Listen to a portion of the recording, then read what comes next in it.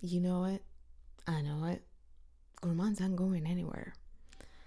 And this is the year where I finally started to explore the soft gourmand, sort of soft twisted gourmand trend rather than trying to avoid it. In my life, gourmands, similar to classical citrusy colognes, is the category that self-perpetuates itself despite very judicious pruning strategies and tactics I deployed over the years. And 2026 is where I am willingly opening the floodgates for soft, interesting, unusual, or ever so ethereally pleasing gourmands. This is the focus, and I'm not alone. Let's see if any of the perfume oligarchs, the big four, as we call them in the community, have anything prepared for us in terms of the trends. Can we foresee what's going to flood the release cycle? I mean, now it's probably the perfect time because everybody's preparing for the warm weather. People are starting to think vacation, summer, and yada, yada, yada. All right.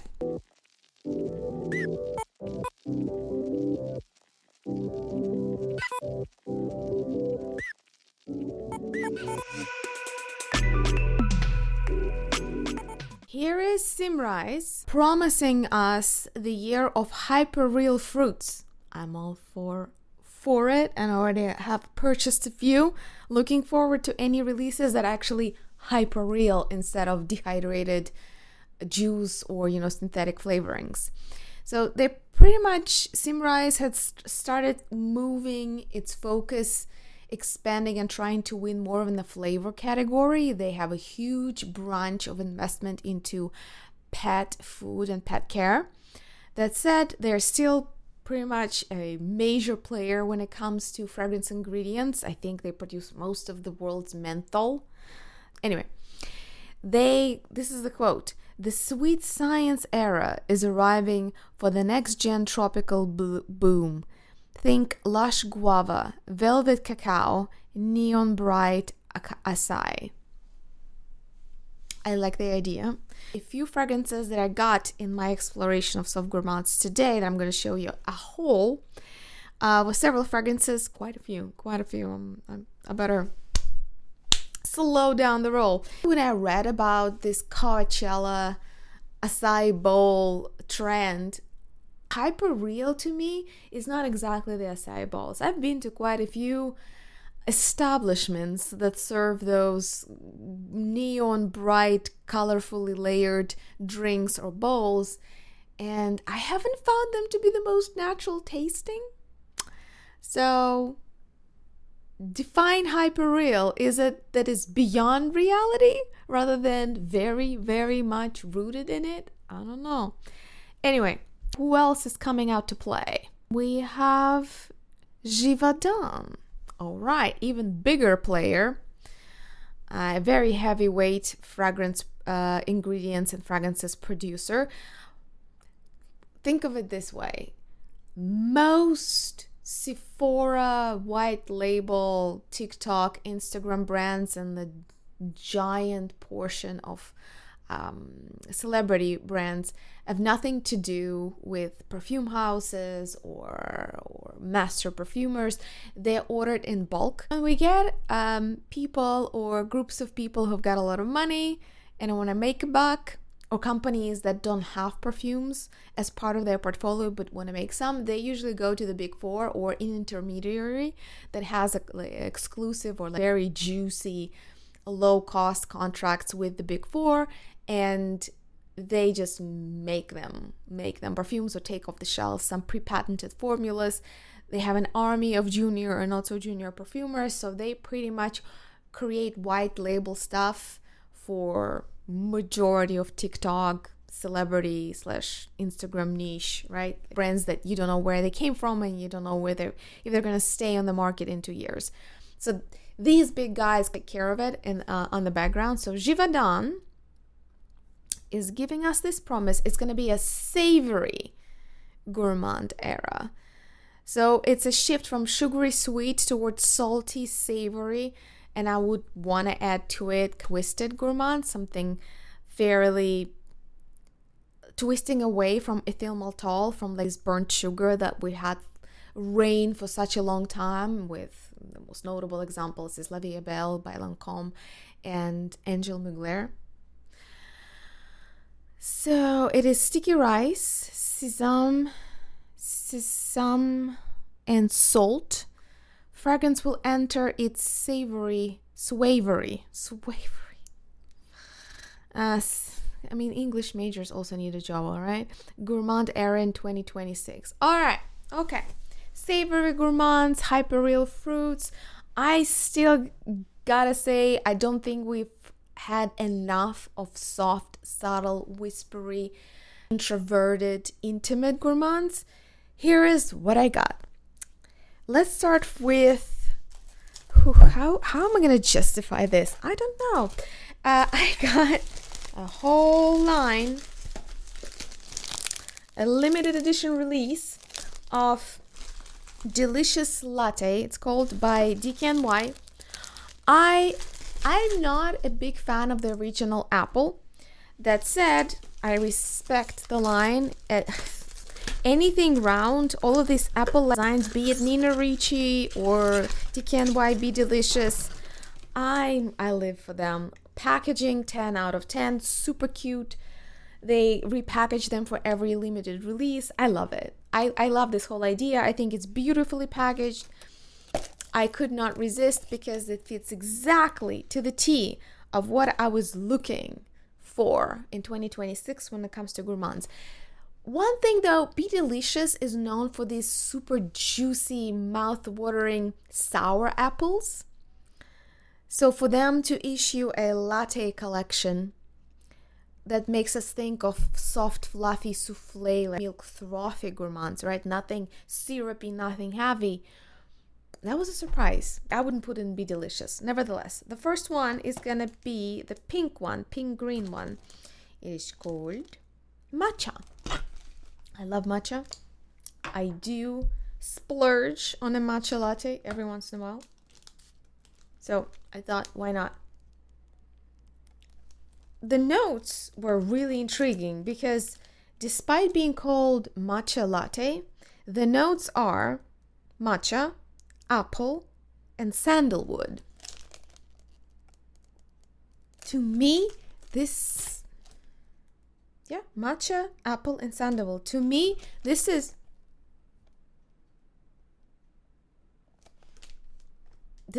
pretty much Be Delicious with a scoop of vanilla ice cream. I'm not in the possession of the original Eau de Parfum, so I can't really compare, but it smells like what I remember Be Delicious to smell like, and nothing like matcha, nothing like latte, and nothing like sandalwood. It's sour apples or some other very sour, fresh note. I'd say it's fair to call it sour apple, with a scoop of vanilla ice cream somewhere landing at the end in the heart. I wore it quite a few times and I haven't noticed much of a opening or complexity of how it lives on the skin. So great, I love sour apples, but it's just not, to me this is a fail because it doesn't deliver on the visuals. Pink, green yes, but sandalwood and matcha are simply not there in my view. Matcha can have this slightly powdery, slightly scratchy feel almost, and there's no milk here, there's no milky sandal. I don't know what they were thinking, how they balanced it. It's just a sour apple with a scoop of vanilla ice cream. I like it, I'll wear it. I always enjoy a freshie when I go to the gym or whatever in the morning, but it's probably not something that you should go and grab immediately. But I bought all of them, so we're gonna continue. What I thought that's gonna be it. And I hope that since these are not too expensive, that this could be something I can recommend to everyone if you just want a wearable vanilla ice cream fragrance that is not too whipped cream, that is not too not too creamy, not too heavy, not too condensed milk or caramelly, because in my view, vanilla gelato or vanilla gelato milkshake, it has this special softness to it. It's not in your face sticky sweet. So the Be Delicious Latte Vanilla absolutely delivers on the promise. This is what I call a quintessential soft gourmand. If you're not sure which vanilla to pick, and there are many to choose from, I think this just does the job. It's super cute. I mean, is it a little childish? Yes. Is it fun? Absolutely. Sweet vanilla ice cream. There may be, what else do they say is here? Vanilla, solar amber, sunny amber, and musk. Musk here is the boiled musk type, as I call them. It's custard cream style. I love it. It's very uncomplicated, simple. It's quiet. It's demure. It feels very just nesting in your pajamas, being all very cute, fluffy, and Easter bunny like. It's beautiful, and like it's beautifully packaged. It's fun. It's not expensive, and I used to own Maison Margiela. I think, what is it? It was Sweet Delight or something like that. It was like white metal box with Medellin cookies on it. So that was what, 3-4 times more expensive, and didn't do much more than this does, in my view. So if you're looking for a soft vanilla, but something that is non-offensive, but has like 10 out of 10 packaging and fun factor, because again, you can buy a body spray. And if you have your favorite cheapy vanilla, please list it down below. I always need to have a list, a stash of backup options to go. Just, that's not something that you want to spend a lot of money on, in my view. This vanilla ice cream stuff is ubiquitous. You can buy it anywhere for any price point, whatever you want. I just think this is a particularly well delivered, from concept to olfactory design to the price product. I love it. I wear it with pleasure. And many of you know, I'm not a big fan of sticky, syrupy gourmands. So this is Perfume Nation approved vanilla gourmand. It is not condensed milk, it's not cloying, it's not syrupy, it's not annoying. It's fluffy souffle, marshmallow, vanilla ice cream type of situation. Love it, love it, love it. And the third one from this collection, by the way, I bought all of it with my own money, believe it or not. Please send help. Be Delicious Latte Pistachio. Pistachio, I think, has been all the rage for 2 years now. Who hasn't made a pistachio gourmand at this point? I think every Sephora brand tried. It's the lawn that was walked on by a squadron of horses. Like it's just been done to death, but it's still interesting because it's that sweet spot of curious, fun, easy to understand but twisted gourmand. So I had to get it. The notes here are toasted pistachio, peony as a flower, and marshmallow. Peony, pistachio, and marshmallow. That is intriguing. If that's not intriguing, I don't know what is.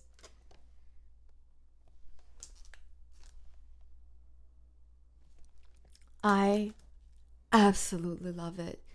If I had to recommend only one out of everything today, maybe we'll see by the end of the video, but out of these three, this is the most interesting yet still subtle, breathable, soft gourmand.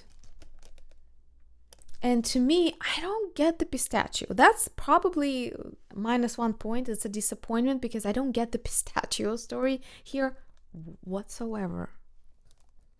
I don't feel pistachio at all, but I feel a slightly sweetened, almost slightly spicy peony. In my view, peony as a floral has not been done correctly. I even got Peony by Penhaligon's, a revered take on Soliflora of peony as a flower. There are so many peony rosy, sour, musky, rosy fragrances. I think Beautiful is one of them by Estee Lauder. But nothing that I've ever tried actually smelled of peony to me. Maybe this lighter, fresh frequencies of peony, but a real peony flower is very hearty. You know what I mean? Like, it has a heart. It has a softer, almost slightly spicy landing to my nose. It's not all this like fresh floral stuff.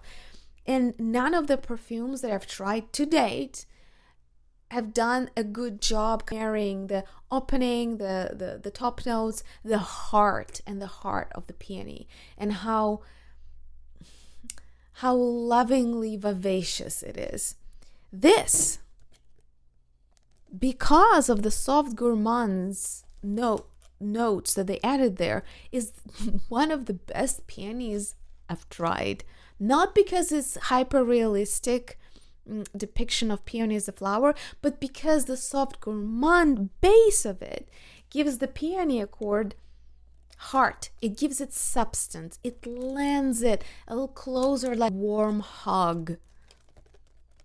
I love this one. Be Delicious Latte Pistachio.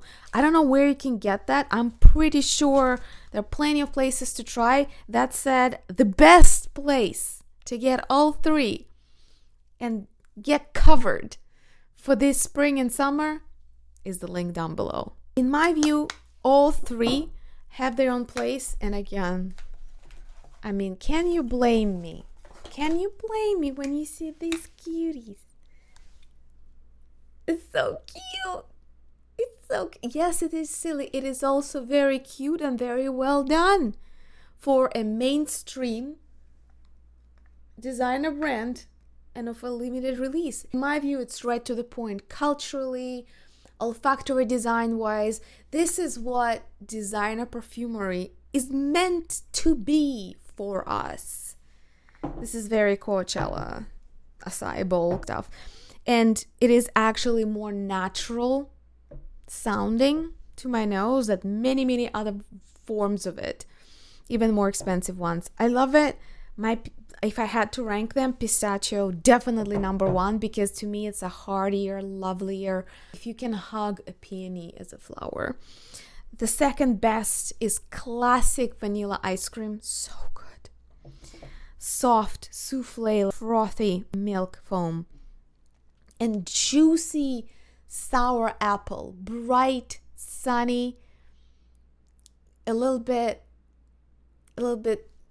silly. Like it just doesn't pretend to be more than what it is. It doesn't try to be serious. I love it for it. All three. I could recommend all three, but if I had to pick one, it would be pistachio. Love them. Also, if we're talking about sticky rice, I think a classical case that you have to consider is Fils de Dieu by Tatli Bird Orange. That's pretty much based on this coconutty sticky rice accord, and it's devoted to Philippines culture. I'll leave a link below to that too. But I talked about it to death, so we're gonna move on to things that I bought that are recent. And I've started searching for a coconutty fragrance that would not be old school SPF cream coconut, that would not be oily, that would not be overly condensed milk sweet. There are a lot of coconuts like that. So to find a more subtle, a more contemporary take on coconut is not as easy as I thought it would be. And I saw another cheapie that has a fairly reliable reputation among people who don't have much of a budget to spend on perfumes. Old school. Elizabeth Arden green tea, they had a flanker that's called Coconut Breeze. So I thought coconut water plus the signature Elizabeth Arden green tea accord sounds about right, in theory at least. Alas,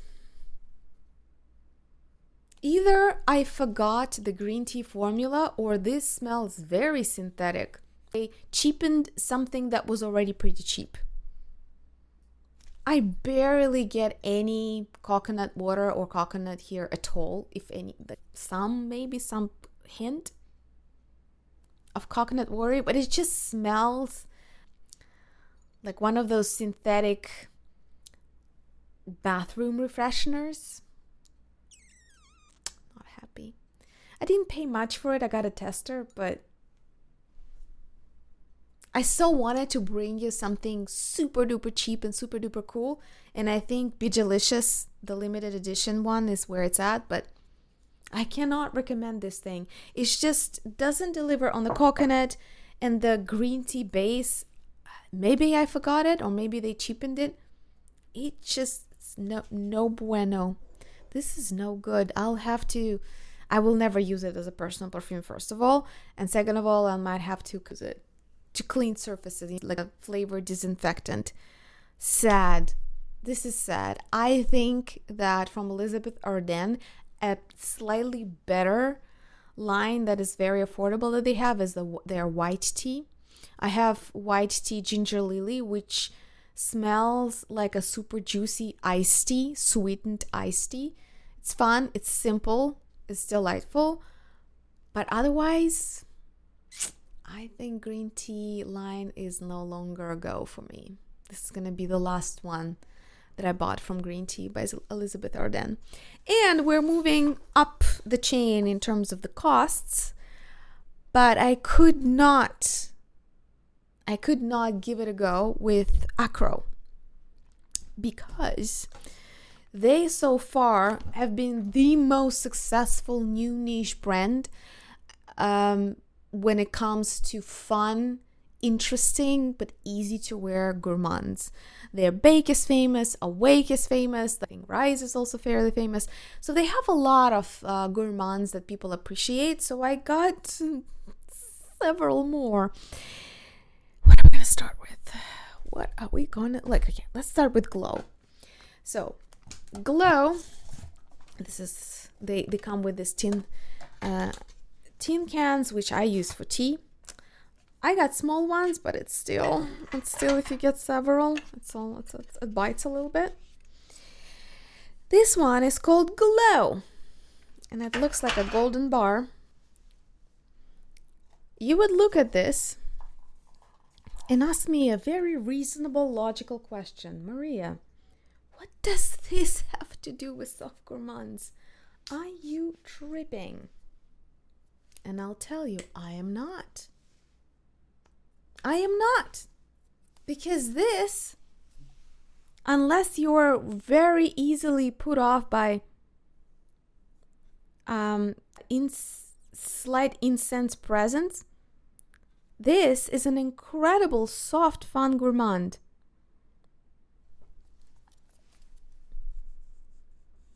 First of all, I'm a sucker for anything pepper, especially pink pepper. Second of all, as usual with Acro, it's a very simple pyramid, but in contrast to a lot of Instagram or TikTok niche brands, Olivia Cresp, who is the master of glamorous, popular fragrances, he knows how to deliver simple pyramids with a certain level of craft, with a certain level of finesse, and yet keep them very much glam friendly, right? You don't have to know of 50,000 intellectual references to understand what this smells like and how to enjoy it. To me, the incense is way more pronounced on the blotter.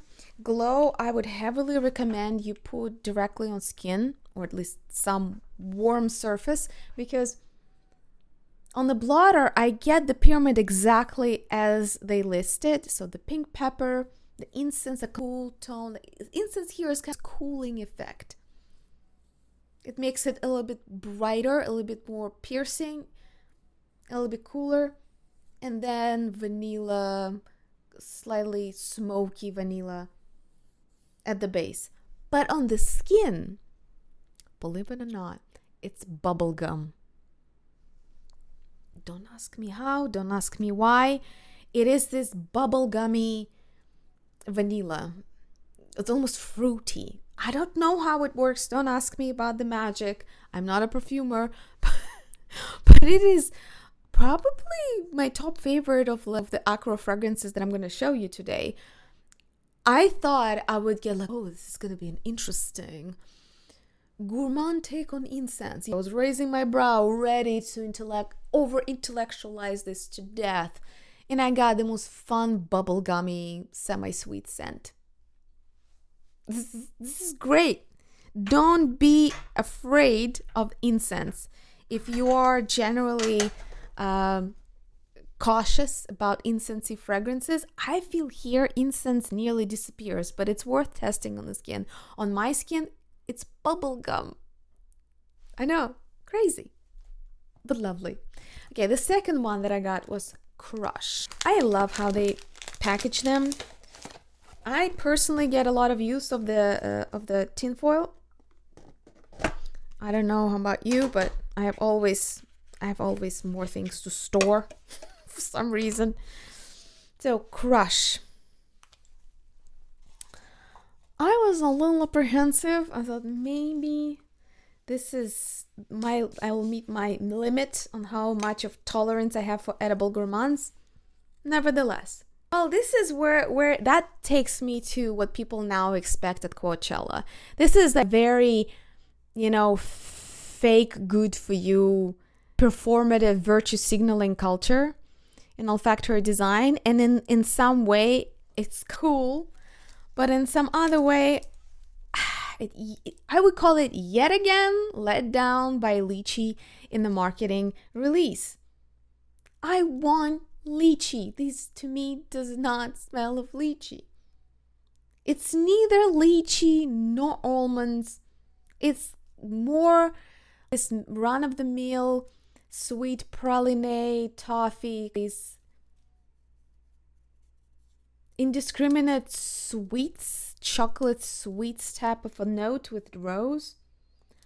I've had that in many fragrances. I can't quite point my finger at one. I think Etatli Berderange 5,000 Years was something like that. Pretty much you click on the note praline on Fragrantica and all of them somehow whatever accord of aroma chemicals is involved to produce this illusion, it kind of dominates the story. So think rosy berry syrup type of thing with praline sweetness, and everything else it's sort of maybe there, maybe not. It's okay, but it's only okay. I've worn it. I can't say that there's any more interesting opening or dynamics that you can find there.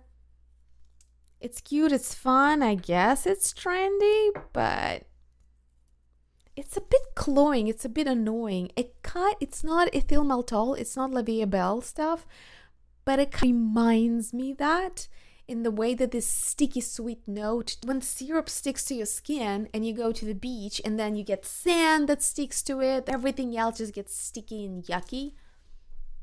That's what happens to this one. Maybe that was not the best soft gourmand blind buy that I've done this year. Let's just leave it at that for now. And the third acro that I got is Smile.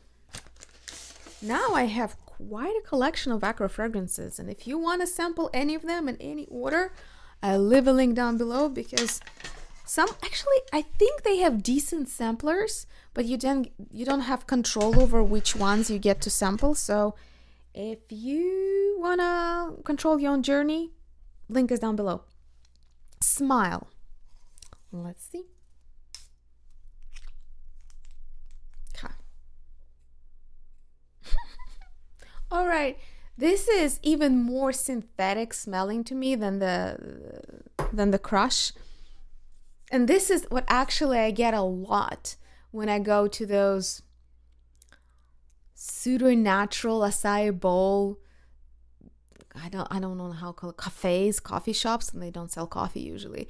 It's even, they have all these like fake brightly colored sprinkles and all the add-ons that's supposed to be good for you, but like you keep layering things and adding things. It's like froyo yogurt shops that was supposed to be a healthier option than a generic ice cream, but ended up being even worse for your health and even more synthetic.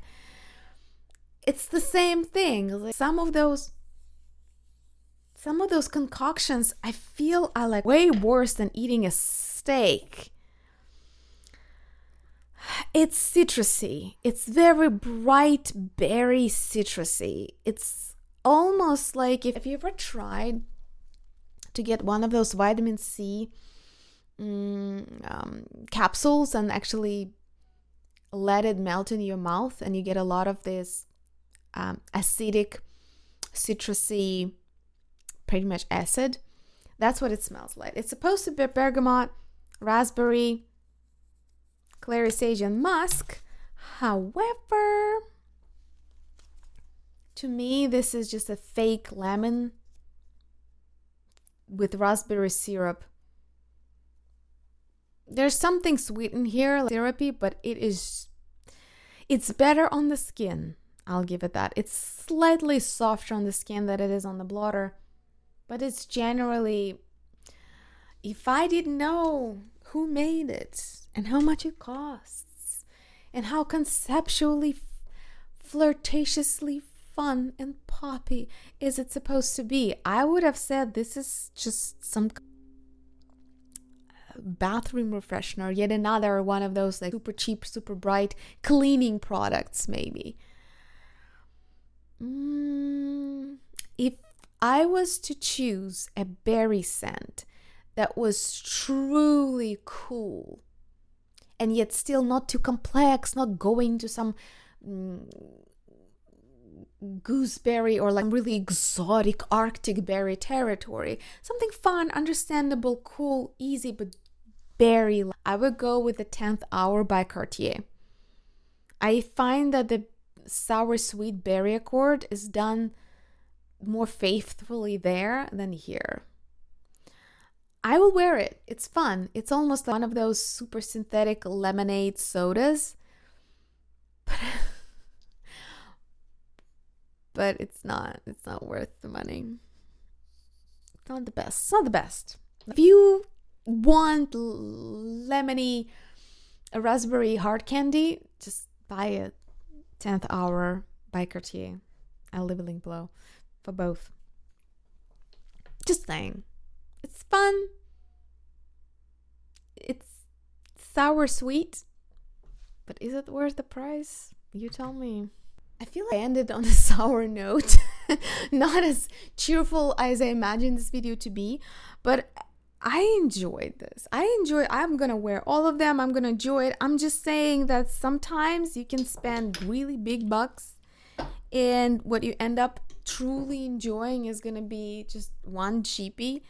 That said, buying the whole market just to find one underrated, underspoken, undersung hero, you might still spend more money in total than that is just getting what you want in the first place. So you win some and you lose some.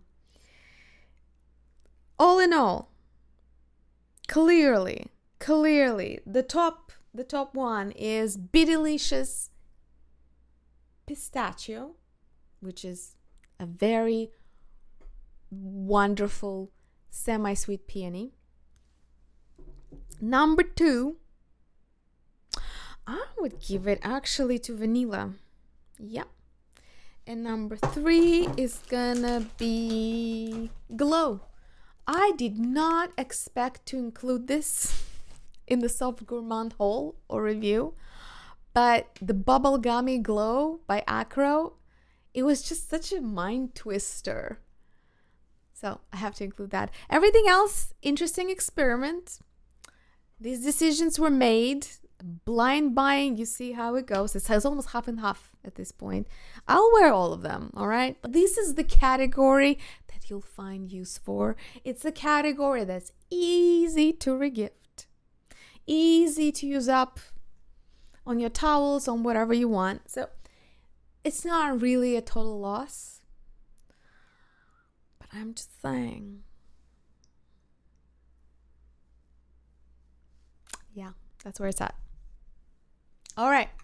I hope you guys enjoyed it. As I said, there is a ton of useful information in the description. Don't forget that. Thank you so much for supporting what I do. If you want to see more, consider joining the circle, the inner circle, and becoming a patron, the guardian of the galaxy of Perfume Nation. I can't wait to see you in the next video. If you like and subscribe, I'll definitely see you there.